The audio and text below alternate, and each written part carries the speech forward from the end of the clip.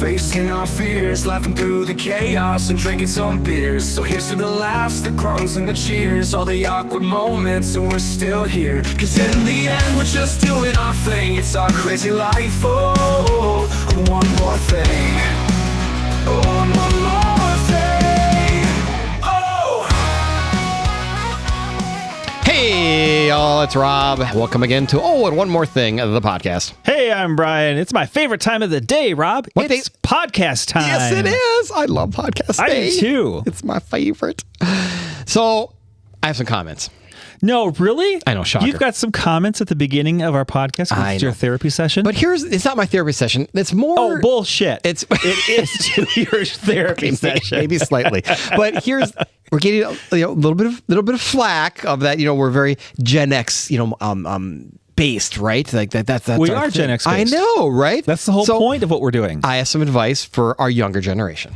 Oh. From a Gen Xer. Oh, okay. So you're going to help out the needy. I am. So I have 11 rules that can help them. Okay. This is not a rule, but this is just fact that the only place where success comes before work is in the dictionary. I think you need a little bump here. All right. Here we go. Ready? 11 rules for the younger generation. Got Ready? it. Rule number 1. Okay. Life is not fair. Get used to it. Well, right. That's what we grew up on. Exactly. Of course, life's not fair. Right. It is what it is. It's no circus either. That's funny. All right, where's my... Okay, there we go. All right. Rule number 2. The world doesn't care about your self-esteem. The world will expect you to accomplish something before you feel good about yourself. What? What does it mean? The world doesn't care about your self-esteem. The world will expect you to accomplish something before you feel good about yourself. Oh, I see. Do it now. Do it now. Get it done. Mm-hmm. Accomplish whatever it is. Then go do your fluffy things. Exactly. I said fluffy. Prove something. Yes. Okay. Okay. Rule number 3. You will not make $60,000 a year right out of high school. You won't be a vice president with a car phone. Until you earn both. Yeah, that makes sense, right? It's just a rule. I don't know if I agree with all of them, but it's just a rule. Some people can make that much money right out of high school, but it's not normal. This is written by a Gen Xer probably many, many, many years ago. So $60,000 was probably a lot of money. Written by a Gen Xer with a chip on his shoulder. Exactly, right? This is not my advice. It's just general advice. Okay. Rule number 4. If you think your teacher is tough, wait till you get a boss. Oh, yeah. Yeah, that's true. No, I've always had great bosses. Have you? Yep. I pretty much do, I would say. Most of the time. Oh, so we're disproving that right now. Well, I am a boss and I'm phenomenal, so. You are the boss. Yeah. You're the boss of everyone. Okay. Rule number 5. Flipping burgers is not beneath your dignity. Your grandparents had a different word for burger flipping. They called it opportunity. Actually, everybody should have a job like that. You should everyone should work in the food industry somewhere. Mm-hmm. I flipped burgers. Yep. Yeah, and I won't do it today, but I did. Yep. My first job was working at the YMCA, and I had to clean poo out of things. Oh, that's gross. I know, but that was part of the job. Did you get the one with the floating in the water? Is that the why? Anything you can imagine that has to do with poo, yes. Rule number 6. If you mess up, it's not your parents' fault. Don't whine about your mistakes. Learn from them. I agree with that. Totally agree with that. Number 7. Before you were born, your parents weren't as boring as they are now. They got that way from paying your bills, cleaning your clothes, and listening to you talk about how cool you thought you were. So before you save the rainforest from your parasites of your parents' generation, try delousing the closet in your own room. Wow. It's a little brutal, isn't it? I don't think I'm boring. Can we ask your children and see what they have to say? Remember that? Did we have that podcast already, How Not to Be Boring? Yes. Yeah. You're not boring. I learned some things. Yeah. Rule number 8. Your school may have done away with winners and losers, but life has not. In some schools, they have abolished failing grades, and they'll give you as many times as you want to get the right answer. That's not life. Yeah, this doesn't bear the slightest resemblance to anything in real life. No, not at all. Not at all. No. Rule number 9. Life is not divided into semesters. You don't get summers off, and very few employers are interested in helping you find yourself. Unless you're a teacher, you get summers off. Right. You can do that. But then you have to teach those kids. I'm sorry. Did I say that out loud? Not out loud. Rule number 10. Television and or YouTube is not real life. In real life, people actually have to leave the coffee shop and go to jobs. Come on now. I watch reality TV. Isn't that real? It's in the name. It's reality. None of it's scripted. If it's on TV, it must be true. Just like on Google. And rule number 11, and this is the most important one, Be nice to nerds. Chances are you'll end up working for one. That's right. Mm-hmm. Definitely. Truth. So I think it's a pretty good list for this time of year. Yeah, it really does. It is a good list, and it feels like summer out there. You know what that means? Outdoor projects. And I'm sure you have all of yours done already, don't you? We were done like by April, but yeah. And for me, well, I've fallen into the camp of procrastination. Procrastinators unite! That's right. Yeah. Hey, what do you call a snowman in June? What? A puddle. That's lame, Rob. You You have to get better jokes. I'm running out of dad jokes. I'm going to get you a book. I need to do some dad joke research. So I know that you love ketchup. I do love ketchup. And you know I love mayonnaise. You do love mayonnaise. But do you really know them? Well, I know they taste good on my food. But today, we're going to take a deep dive into America's and our favorite condiments. Ooh, I like it. I like it. Sweet. So can we start with ketchup? Let's start with ketchup. Yes, definitely one of my favorites. Okay. Did you know ketchup didn't start with tomatoes? No? Yeah, ketchup feels like the most all-American condiment. Sweet, familiar, and squeezed onto everything from fries to burgers and grilled cheese sandwiches. Yeah, see, I thought you did like ketchup because you eat it on everything. I don't eat it on everything. There's certain things that goes on. Like, Do you put it on Spam? oh God, that's such a loaded question. On Spam and eggs, no. But if I were to do like a little, Spam on the side, with my eggs, then I probably would. Okay. Yeah. I don't eat either of them. No. Yeah. No. But finish what you're saying because I'm interested. So anyway, its story is a lot stranger and older than you'd expect, though. Okay. Long before tomatoes entered the picture, ketchup was something entirely different, and its journey to becoming the thick, tangy staple we know today is packed with surprising twists. It evolved from a Chinese fermented fish sauce called K-siap. Okay, back up. Fish sauce? Yeah. And I like it? And you like it. I know. Oh, that's something's wrong with this. The British traders adapted it, but tomatoes weren't added until the late 1800s in the U.S. Oh, okay, so it's a tomato conspiracy by the tomato growers. Oh, right? A new conspiracy we can talk about. There you go. So early ketchup was thin, salty, but not sweet. So kind of like soy sauce. Right, I know. Mm-hmm. It was kind of like soy sauce. Yeah. But modern ketchup became sweet in the late 19th century due to sugar and preservation methods. Sugar. Yeah, we love that. So I know everyone was wondering how it's made. I know. I was wondering how ketchup is made. I know everyone listening is wondering how ketchup is made. Well, why wouldn't you? Right. So the main ingredients are the tomato concentrate, sugar and or corn syrup, Okay. vinegar, and then there's some salt and spices in it. But the process goes like this. Ketchup is made by cooking tomatoes down into a concentrated paste, then blending it with sugar, vinegar, salt, and spices. The mixture is heated to develop flavor, smoothed and strained for consistency, and finally bottled and pasteurized to preserve freshness and extend shelf life. It is fairly cheap to make, and about 85% of Americans consume it, making it among one of the most popular condiments. Did you want to know some weird facts about ketchup? I do want to know weird facts. I love weird facts. So ketchup was once sold as medicine in the 1830s. No, it wasn't. That's what it says. There's a long-standing debate about whether it belongs in the fridge. Oh, really? Here's the deal, and Now, I have facts after on you this open one. it, though. There you go, after you open it. It Yeah. says right on the bottle, refrigerate after opening. Right. Because it'll start to spoil and get gross if you don't. But you don't refrigerate it before you open it. No, you don't have to. You can't, Right. but you don't have to because it's... Why would you? It's sealed. Right, it's sealed and they pasteurize it and and that's what... Yeah. You don't have to. But if you leave it out, it turns a really funky dark red color and gets really gross and does bad things to your stomach. So... Yes, that is bad. So, like most condiments, once it's opened, refrigerate it. Okay. Thanks, Rob. The slow pour from glass bottles is due to non-Newtonian fluid behavior. What the heck is non-Newtonian fluid behavior? I'm glad you asked. Not that it wasn't written on our script. Right, exactly. So it refers to liquids that don't have a constant thickness. In simple terms, they don't flow the same way under all conditions. Their consistency changes when you apply force. Ketchup is generally thicker when it's sitting still, but becomes more fluid when you shake or squeeze it. That's why it can be stubborn in the bottle and then suddenly pour out. Oh, I hate that. Right? You're trying to get the ketchup out, and all of a sudden, all of it pours out over your entire sandwich. But this hasn't been a problem for like 30 years. Forever. Because they introduced squeeze bottles. Right. Because the But glass... you remember that TV commercial? Oh, there's a song and everything. Yeah. I'm trying to think of it right now, but it escapes me. I'm humming it in my head, but I think there's a copyright issue, so I can't sing it. All right, move on. So this happens because the internal structure of the fluid changes under stress. Some non-Newtonian fluids get thinner when force is applied, like ketchup, while others get thicker, like a cornstarch and water mixture. So unlike water or oil, which always flow the same way, non-Newtonian fluids adapt their flow depending on how you handle them.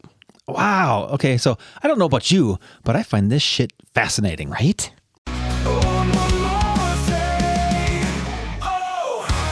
Hey, Brian. Hey, Rob. We all know that Spring Green fertilizes our lawn and sprays for weeds. And it looks fantastic. Did you also know they offer a bunch of other services? Like making mosquitoes go away? We love our mosquito-free yard, especially in Minnesota. You know mosquitoes are the official state bird, right? I'm fairly certain it's the loon, but yes, no mosquitoes rock. And liquid aerations rock. And mechanical aerations and overseeding and lawn insect control. Oh my!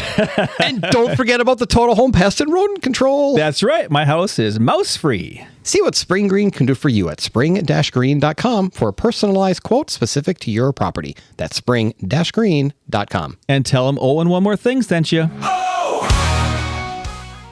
Okay, now let's talk about mayonnaise. That's your favorite. I love mayonnaise. Mayonnaise is believed to have originated in the 18th century France, possibly linked to the port city of Mahon. I think that's how you say it. Mahon? Following a French military victory. It's French, isn't it? Mahon. Mahon? Mahon. I don't know. Mahon. You're right. It probably is Mahon. We're going to go with that. Right. Initially, it was considered a refined sauce enjoyed by the upper class rather than an everyday sandwich spread. And you can't see this, but Brian's talking like this with his pinky out. Oh, well, wouldn't you talk like that? It only became widely popular in the United States in the early 1900s when commercial production made it more affordable and easy to find. So do you want to know how it's made? I do. Bring it. Okay. So it's got simple ingredients. Just egg yolks, oil, vinegar or lemon juice, and salt. Okay. That's it. Okay. I mean, you could make it yourself. Totally good. I'm going to do that. It can't taste as good, though. Oh, I'm going to prove you wrong. Okay, prove me wrong. Okay, so the process goes like this. Mayonnaise is made by combining egg yolks with an acid such as vinegar or lemon juice, then slowly whisking in the oil by the drop. By the drop, that'd be a really slow process. That'd be slow. As the oil is incorporated, the mixture thickens into a stable emulsion, with the egg yolks acting as an emulsifier to bind the oil and the liquid together. That's interesting, right? It is. That's like math or some kind of physics. It's kind of like how soap is an emulsifier between like dirt and oil and water, because oil and water don't mix, obviously, and that's why you use soap on your body, because that it attracts the dirt and pulls it off. Sure. Yeah. Mm-hmm. So then back to my mayonnaise. Yes. So seasoning like salt or mustard are often then added for flavor, resulting in a smooth, creamy sauce. Yum. I like mayonnaise.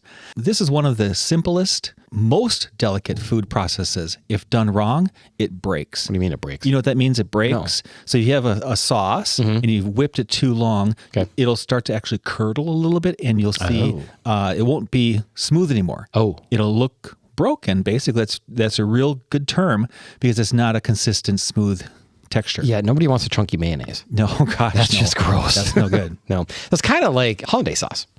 Exactly. It's just like hollandaise sauce. I've made that once in my life, and it's extremely difficult because you have to whisk it just enough. Yeah, but not too much. It's just like that. So basically, the hollandaise sauce, I think, is the beginnings of mayonnaise. You just add more oil and do more whipping. Okay, gotcha. Okay, so some weird facts about mayonnaise. Mayonnaise was once considered a fancy French sauce, as we mentioned earlier. I like fancy French sauce. Ooh la la. In some regions of America, especially the Midwest, it's used in cake recipes for moisture. Have you ever had a cake with mayonnaise? I'm going to say I probably have, but didn't know it. So good. Oh my gosh. Delicious. I can see where it definitely keep the moisture in, because sometimes you get cakes that you just want to you got to constantly drink. Yeah. That's probably why. A little too dry. Probably why I like frosting so much. I was probably scarred as a kid with dry cake and went right to the frosting. And you needed the frosting, to smooth it, right? Give moisture. It's scientifically closer to a cold oil-based emulsion system than a sauce. I don't know what the difference between those are. To me, it's just a sauce. Well, here, let me tell you about it. A cold oil-based emulsion system is a mixture where oil and water-based liquids are blended together at low or room temperature to form a stable, uniform texture. Because oil and water don't naturally mix, an emulsifier, such as egg yolk and mayonnaise, is needed to bind them together. I'm so glad you had that information right at hand, Rob. At the top of my head. Because I really had no idea it was in there. Right. In this system, tiny droplets of oil are dispersed throughout the water phase, like vinegar or lemon juice, creating a smooth, thick consistency without the use of heat. The stability of the emulsion depends on proper mixing and the presence of the emulsifier, which prevents the oil and liquid from separating. That's crazy. I like it even more now listening to how it's made. Yeah. So here's a part that I don't like about mayonnaise. What? Tell me. Because there's Miracle Whip. What about Miracle Whip? That's gross. Oh, it is awesome. Miracle Whip has this weird tang to it that is not mayonnaise by any means. Okay. And changes the flavor of the food. Of course. Okay. Do you even know the difference between the two? I don't know the difference at all. I just know I don't like it. Okay. So it comes down to their ingredients. And don't you know, Rob, when I like something, it's all that matters. That's very true. Okay. So it comes down to the ingredients. Legal definitions, stupid lawyers get involved, and the flavor profiles. So while they look similar and are used in many of the same ways, they are distinct products. Okay? Okay. So let's get the legal out of the way first. I like legal. Okay, so mayonnaise by FDA regulations, true mayonnaise must contain at least 65% vegetable oil by weight, plus egg yolks and an acid like vinegar or lemon juice. Okay? Yep, we covered that. Everything we just talked about. Got it. Miracle Whip, because it contains less than 65% vegetable oil, Miracle Whip cannot legally be labeled as mayonnaise. So that's where they came up with that term, miracle. Yep. Whip. So instead, the FDA classifies it as a dressing.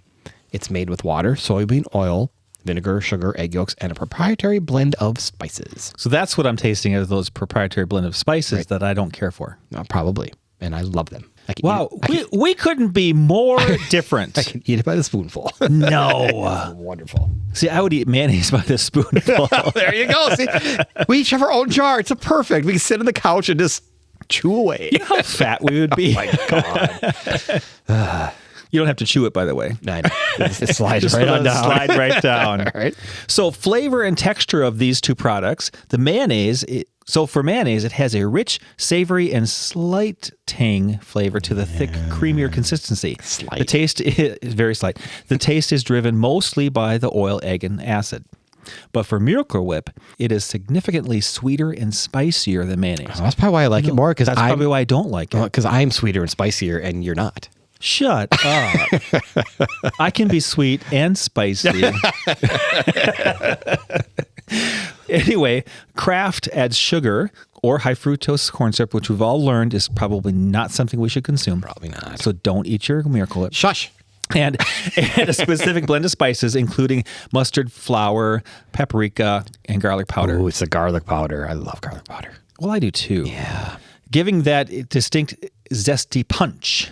It is also slightly lighter and fluffier in texture. See, who doesn't like fluff? I don't know if I believe that. Should I go get a jar of each and should we check them out? But you don't have mayonnaise in your house. Yes, I do. Do you? My wife likes mayonnaise. All right, so the nutrition part of it, because Miracle Whip does contain less oil and more water, its nutritional footprint is a little different. Yeah. Miracle Whip generally contains about half the calories unfat of standard mayonnaise. It's better for you. I don't think it's better. Well, because it does probably not, because Miracle Has Whip more sugar. has more sugar. And it's typically slightly more sodium than mayonnaise to make up for the lower fat. So it's a trade-off, but It is a trade-off. So because of their distinct flavor profiles, swapping one for the other can completely change a dish. yes, I agree with that. I agree with that too. I do. You can definitely taste the difference. Yeah. Mayonnaise is the traditional choice. Of course it is. For blending classic deli salads like potato, tuna, chicken salad, all those things we all love Classic. to eat. What? Yeah, the classics. Classics. Making homemade aiolis. I make those all the time. They're delicious. Or creating a rich base for dips and sauces. Again, I love a good dip. That's why I'm talking to you, Rob. Thanks, man. Anyway, it's also flavored by many for spreading on sandwiches or using on the outside of a grilled cheese sandwich for the perfect golden crust. Okay, back up. Have you ever done that? No, have you? Yeah. Really? Yeah, I have not done it in a long time. I did it, I think, 1 or 2 times. It does actually create a great crust on it. we always use But I butter. should do it all the time, and I just never think of it. Yeah, we always use butter. Yeah. I've never used mayonnaise. Let's do a taste test. Interesting. You put Spam in yours. No. It's when I have this good old classic grilled cheese, but I think I want to try. I'm going to do one with mayo and one with butter. Cool. And What you a can treat. dip it in ketchup. Oh, absolutely. Gross. Yum. Miracle Whip is preferred by those who want a sweet, zesty kick. It is a loyal following for specific retro recipes, certain types of coleslaw, deviled eggs, or simply as a tangy spread on turkey or ham sandwiches. Now, I will say, and you're going to disagree with me, I do prefer it much better on deviled eggs as opposed to regular mayonnaise. Oh, no. Oh, yes. But see, I have the thing where I just don't care for a Miracle Whip on anything, so I won't like it in any of those items. So one of these days, I'm going to bring you a Baja Blast Zero Sugar from Taco Bell, and you're going to love it. We aren't even talking about soda. I know, but... My gosh, get back to the freaking condiments. Right. Okay, so now let's talk about mustard, one of the oldest condiments ever. Really? Yeah. Mustard has a history of stretching back more than 3,000 years, with early forms used by ancient civilizations, including the Romans. Remember, everything starts in Rome. Yeah, right. In ancient Rome, cooks and apothecaries crushed mustard seeds and mixed them with wine or grape must, which is fermented grape juice, to create a sharp, tangy paste. This preparation is actually where mustard gets its name from the Latin mustum, I think that's how you say it, mustum ardens, meaning burning must. Okay. The Romans used this paste both as a condiment and for medicinal purposes, appreciating its strong flavor and perceived health benefits. As Roman influence spread across Europe, so did mustard-making techniques, eventually evolving into the many regional varieties we see today. I love mustard. So do you want to know how it's made? I do want to know how it's made. So ingredients are obviously mustard seeds. Right. Vinegar or water. Why is there a lot of vinegar in all these things we eat? You notice I think that? you like that sour taste. The acidic part of it. Yeah. Yeah. Salt and turmeric for yellow mustard. Turmeric. Yes, it's turmeric. But you can say turmeric if you'd like. It's spelled turmeric. It's odd if you say it, but I'll let you say it. It's spelled turmeric, but it's turmeric. As soon as I said it, I knew it was wrong. Okay. So the process, mustard is made by grinding or crushing the mustard seeds and mixing them with a liquid such as water, vinegar, wine, or beer. Ooh. Delish. When the seeds are broken, natural enzymes react with compounds in the seed to produce the sharp, pungent flavor mustard is known for. The mixture is then blended into a paste with ingredients like salt, spices, or sweeteners added for flavor. The type of liquid, the temperature, and how finely the seeds are ground all affect the final taste and heat level. After mixing, the mustard is often left to rest for a short period, allowing the flavors to develop before it's packaged or served. It sounds cool. I want to make my own mustard. You have some weird facts about it? I got some weird facts for you. Bring it. Oh, wait, they're about mustard. Hang on. Mustard plants are related to the broccoli and cabbage plants. Did you know that? No. Yes, Rob. Ew. I found it on the internet. It must be true. Exactly. Dijon mustard originated in France, but most mustard seeds now come from Canada. Did you know that? I did not, but... You didn't know that? I did not. So have you never driven up to Canada on your way to Winnipeg and you cross the border from the United States into Canada and there's these huge, beautiful yellow mustard fields? Really? Yeah, it's amazing to see. And then after that becomes lavender fields. So it goes from yellow to purple. Oh, it's really cool. That's pretty. Yeah. No, I just want to know where Great Poupon comes from. France. Not from the limo and the guy in the street next to you that says, no. "Excuse me, do you have any Great Poupon?" No, it does not come from that guy. So back to the facts, Rob. Stop getting me off track. The heat comes from a chemical reaction, not the Caspian. Really? I don't know what that is. So what is Caspian? It's an active, colorless, and odorless compound found in chili peppers that causes a burning, spicy sensation by activating nerve receptors. It is highly concentrated in the white pith of peppers, acts as a natural defense against pests, and is widely used in topical pain relief products and culinary spices. Well, there you go. Everything you ever wanted to know. Wow. Excuse me, sir. Do you have any Grey Poupon?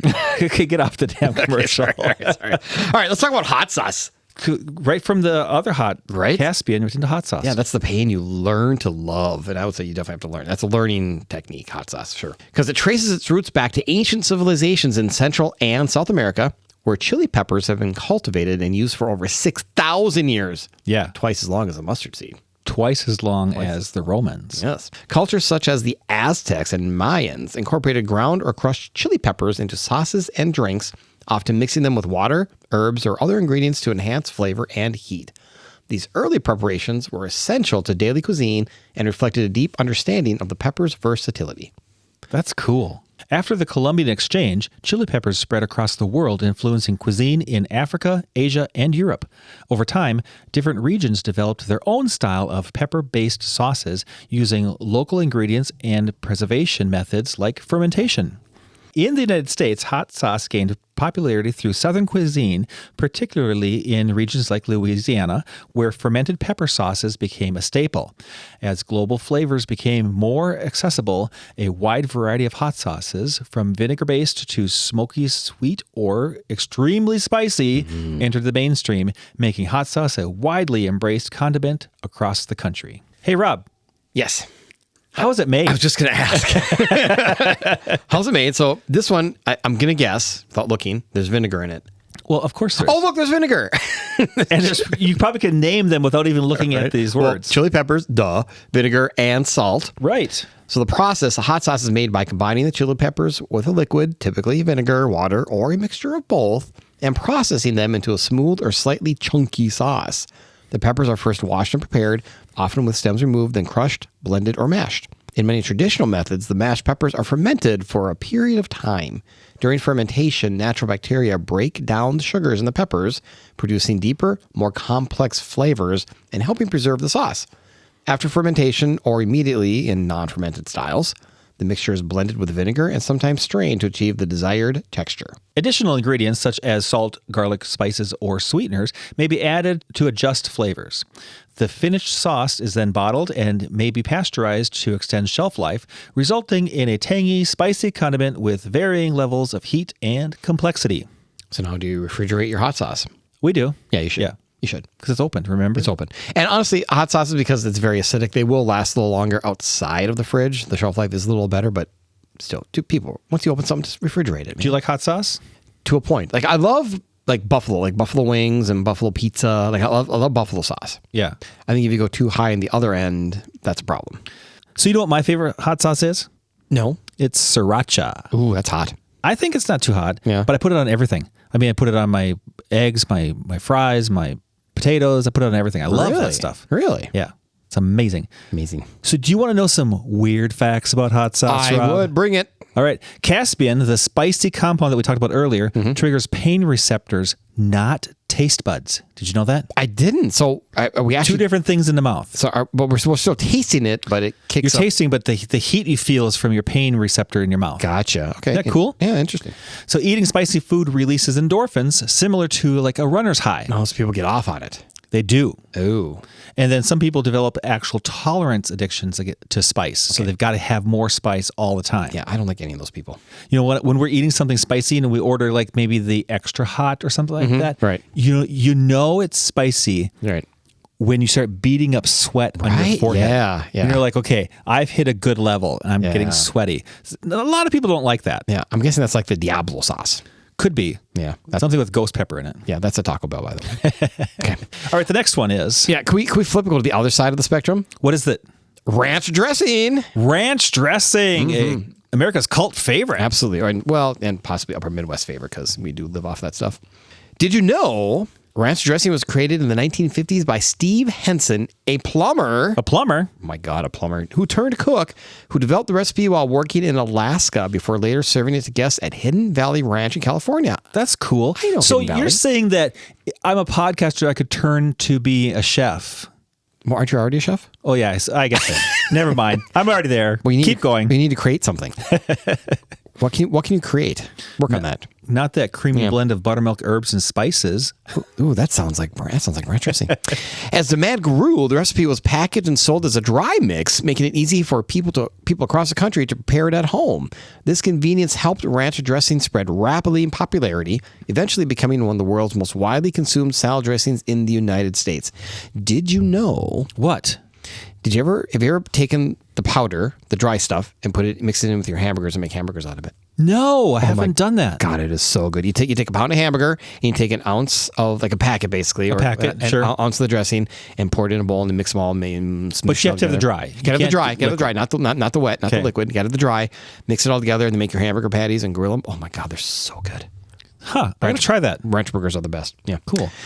Ranch dressing began appearing in bottles in the early 1970s after Steve Henson and his business partners sold the Hidden Valley brand to, oh my gosh, Clorox in 1972. It's just a big company. I know, but what strikes me interesting about that statement is the fact that, the liquid ranch dressing that we know today didn't exist until the 70s. Right. It was always the powder form. You would think it's been Except around for in forever. restaurants, they would mix up their own then, of course. Right. But that's crazy to me. Well, I was born in 71, so really my entire lifetime it's been in a bottle. So unlike you.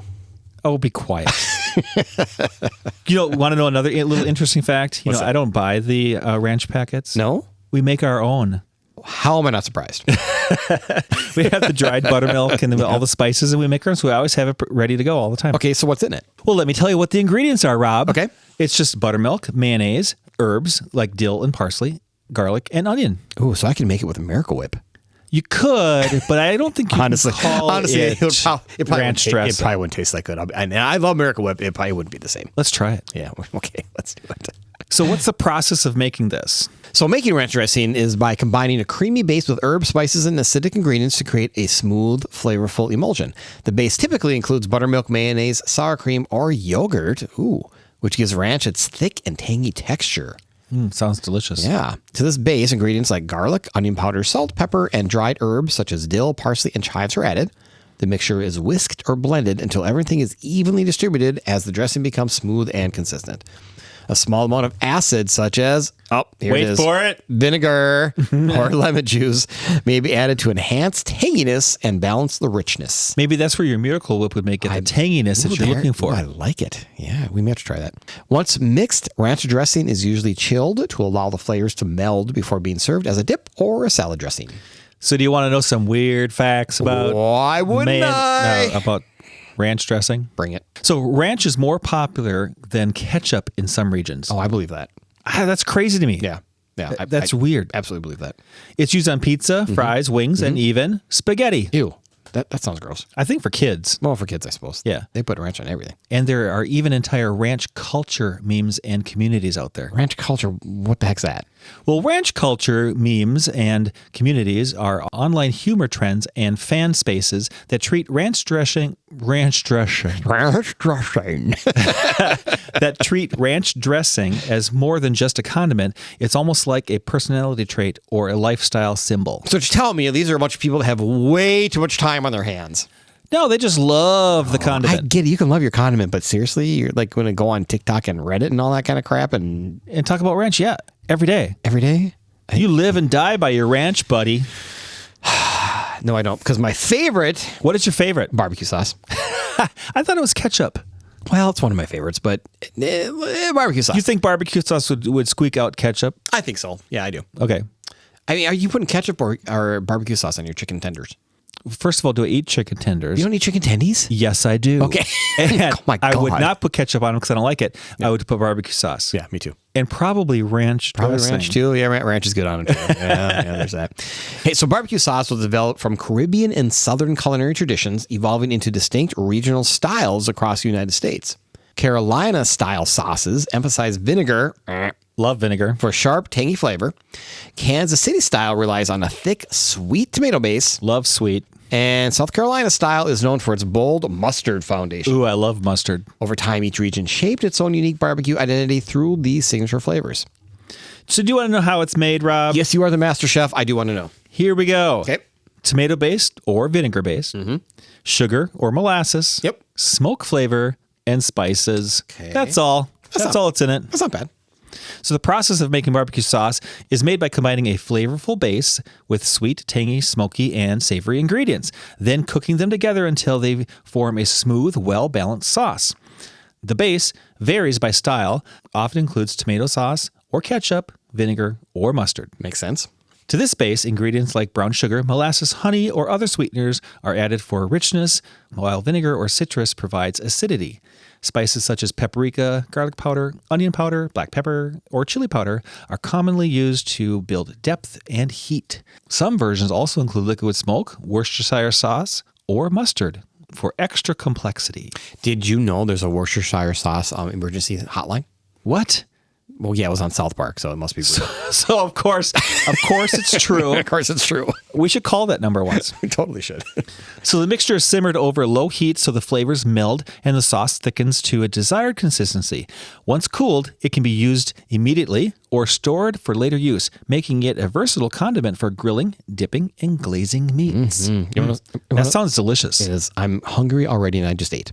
Would you like to know some weird facts about barbecue sauce? Love weird facts, I know you Rob. do. Some barbecue sauces contain liquid smoke made from actual condensed wood smoke. That's how they make that? I had no idea. I always wondered how they got that flavor, but that makes total sense. That's cool. Isn't that cool? Regional barbecue competitions can get intensely serious. Yeah, those suckers can get really serious. They are off the chain. And early barbecue sauces were mostly vinegar, no sugar. Oh, that's a little bit odd flavor. Yeah, I mean, again, I know I've been ripping vinegar the whole time. I get it. I do like vinegar, but I can't imagine a strictly vinegar barbecue sauce. I know it's out there. Yeah, that's just exactly. But I like the sweeter versions. Yeah. So which one's your favorite? Sweet Baby Ray's. Yeah, I is like my favorite. my two. That's our kind of our go-to. I also like Famous Dave's or sweet and tangy sauce. Oh, I like that one too. That one's really good. Okay, I like all of them. Yeah, there you go. Most condiments start with simple, inexpensive ingredients that are carefully crafted through thoughtful flavor design into rich, layered tastes. Their evolution is shaped by history, with cultural traditions and regional influences guiding how they are created and enjoyed across generations. They can reflect childhood memories, comfort, identity, and tradition. Ultimately, condiments are more than just additions to food. They carry emotional significance tied to personal experience and preference. So whatever your favorite condiment is, the important thing is simply enjoy them. I love condiments. Yum. As always, please follow us on the socials at One More Thing Pod on Facebook and Instagram for highlights and news of our upcoming shows. And if you have a show idea for us or just want to shoot us some feedback, send us an email to onenorethingpod@gmail.com. We would love to hear from you. Plus, we still have some merchandise, t-shirts and caps. If you're interested, just send us an email. Oh, and one more thing. What is it, Rob? Condiments may be small, but they reveal something larger about us. We don't just flavor our food, we shape how we experience life. The sauces we choose reflect what we crave, what we're accustomed to, and what feels like home. Aw. Oh, that's wonderful. Hey, thanks for listening, everybody. We'll see you soon. Bye. Can I get a side of mayonnaise with that? Miracle Whip? No. Damn it.